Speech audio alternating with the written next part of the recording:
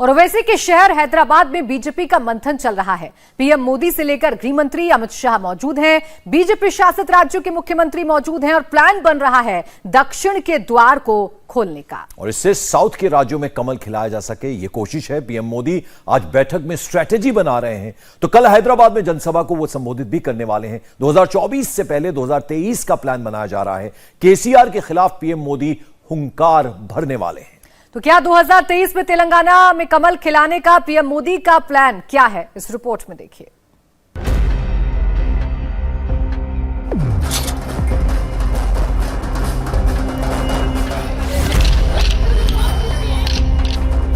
दक्षिण का द्वार कहे जाने वाले तेलंगाना को अपने पाले में लाने के लिए बीजेपी तैयारी कर रही है।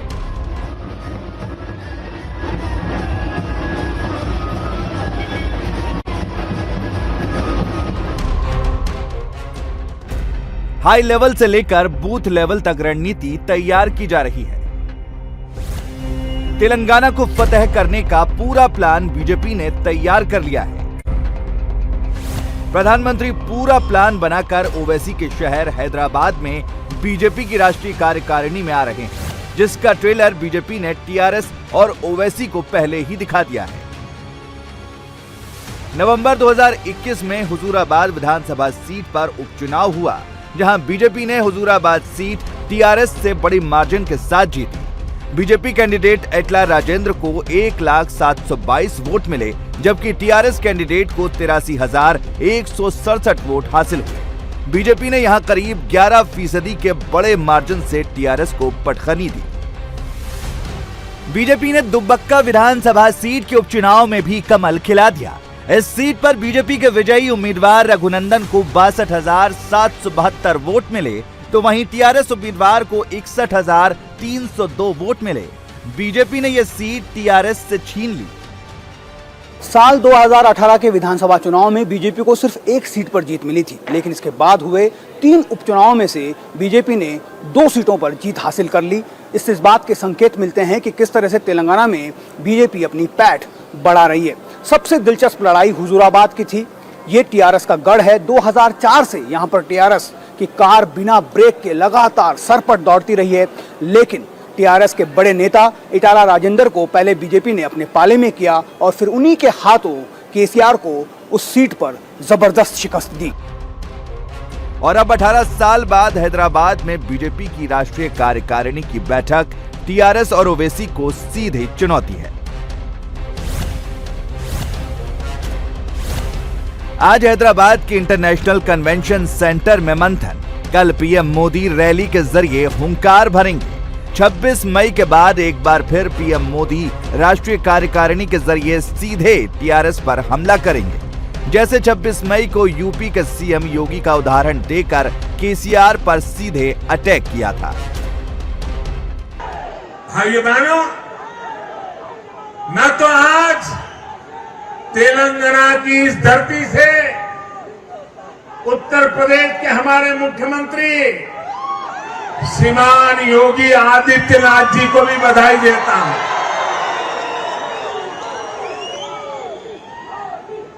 उनके वो तो संत परंपरा से हैं, सन्यासी परंपरा से हैं। उनके कपड़े और वेशभूषा देख करके कोई भी बात मान लेगा। जब उनके सामने आया कि फलानी जगह पे नहीं जाना चाहिए, ढिकनी जगह पे नहीं जाना चाहिए, योगी जी ने कहा मैं विज्ञान में विश्वास करता हूं, और वो चले गए और दोबारा मुख्यमंत्री भी बन गए।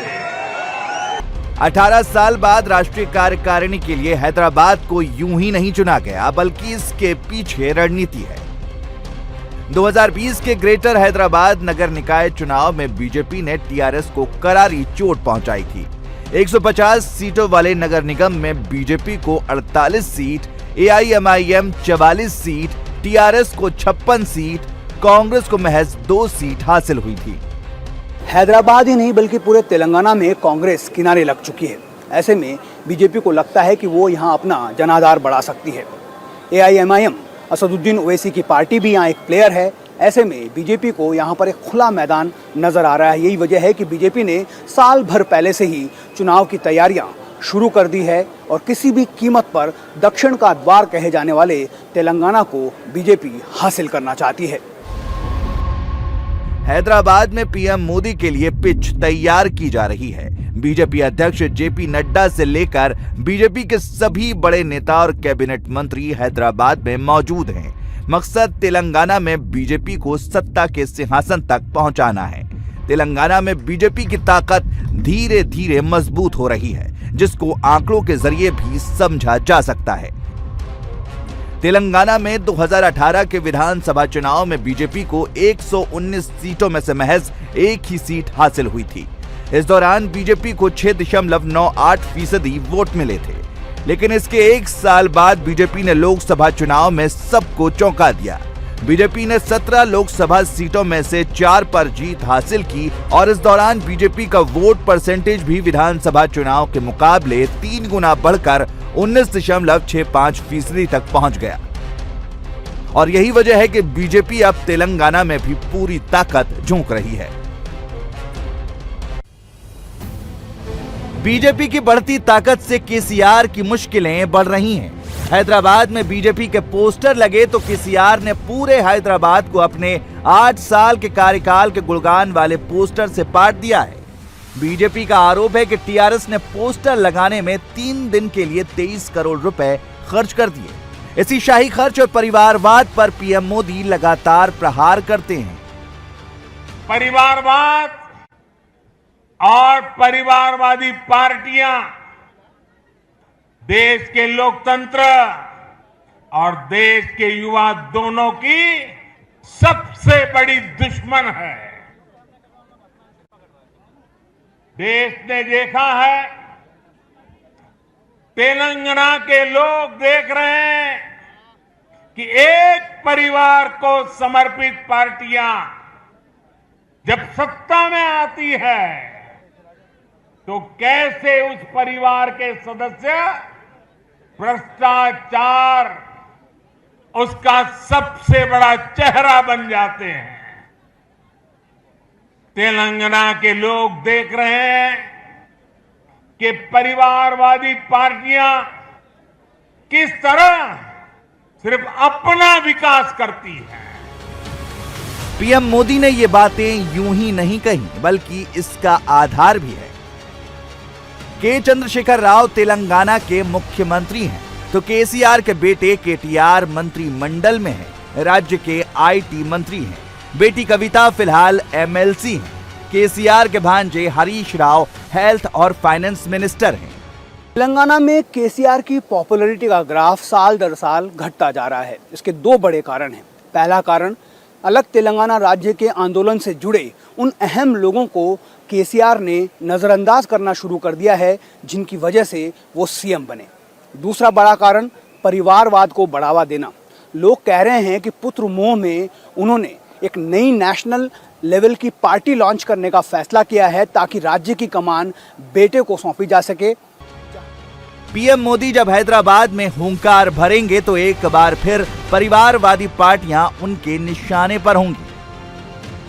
पीएम मोदी कल बोलेंगे, लेकिन उससे पहले ही आज हैदराबाद में तेलंगाना के सीएम केसीआर ने पीएम मोदी पर हमला किया।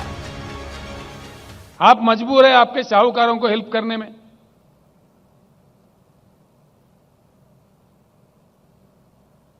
आप तो है मजबूर, राज्यों के सरकार पे दबाव डाल रहे, हुकुम पे हुकुम दिए जा रहे कि 10% इंपोर्टेड कोयला इस्तेमाल करो, वरना तुम्हारे कोल इंडिया से कोल सप्लाई बंद किया जाएगा। ये क्या दादागिरी है? जबरदस्ती है? ये लोकतंत्र का मान मर्यादा है? यशवंत जी, मैं आपके सामने रखना चाह रहा हूं, हमने इनकार कर दिया। आप जो मर्जी कर लो। हैरत की बात यह है, हिंदुस्तान का कोयला 4000 के अंदर एक टन मिलता है। मोदी जी का जो कोयला है 25 से लेकर 30,000 का मिलता है। 4 गुना 5 गुना ज्यादा दाम देके, क्योंकि इनका दोस्त है एक साहूकार, वो इंपोर्ट करता है। इसीलिए मैं आपको टाइटल दे रहा हूं कि आप प्रधानमंत्री का काम नहीं कर रहे हो, आपके साहूकार दोस्तों का सेल्समैन बन के काम कर रहे हो। सीएम के चंद्रशेखर राव ने हैदराबाद में हिंदी में भाषण दिया। ये भाषण विपक्ष की गोलबंदी के लिए था, राष्ट्रपति के चुनाव के लिए था, लेकिन निशाने पर पीएम मोदी थे। पीएम मोदी भी रविवार को हैदराबाद में मेगा शो करेंगे। पीएम मोदी का भी भाषण हिंदी में होगा, क्योंकि पीएम मोदी हिंदी में लोगों से आसानी से कनेक्ट हो जाते हैं। तेलंगाना में साउथ के दूसरे राज्यों की तुलना में यहां ज्यादा हिंदी और उर्दू बोलने और समझने वाले हैं। पीएम मोदी के लिए मिशन साउथ में सबसे बड़ी बाधा भाषा की है। दक्षिण के लोगों से पीएम डायरेक्ट कनेक्ट नहीं कर पाते, लेकिन तेलंगाना एक ऐसा राज्य है जहां पर व्यापक स्तर पर हिंदी समझी जाती है। यही वजह है कि पीएम मोदी के लिए तेलंगाना हमेशा टारगेट पर रहा है और ये तय है कि रविवार की विजय संकल्प यात्रा से वो तेलंगाना में चुनाव का सियासी बिगुल फूंकने जा रहे हैं।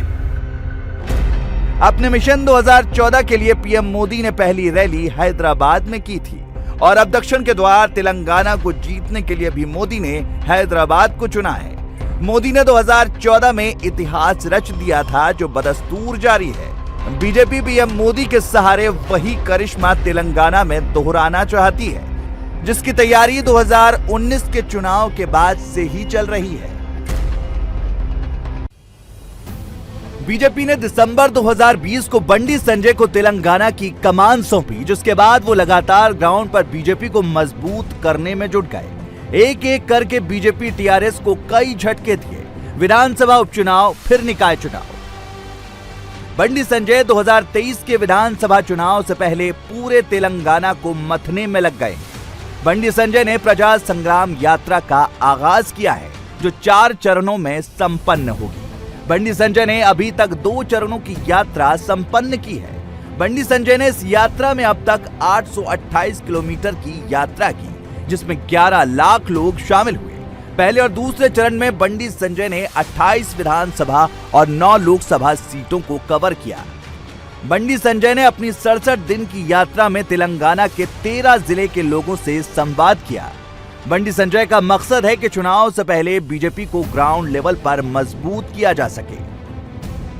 पीएम मोदी हैदराबाद पहुंच चुके हैं तो सियासत भी शुरू हो गई है।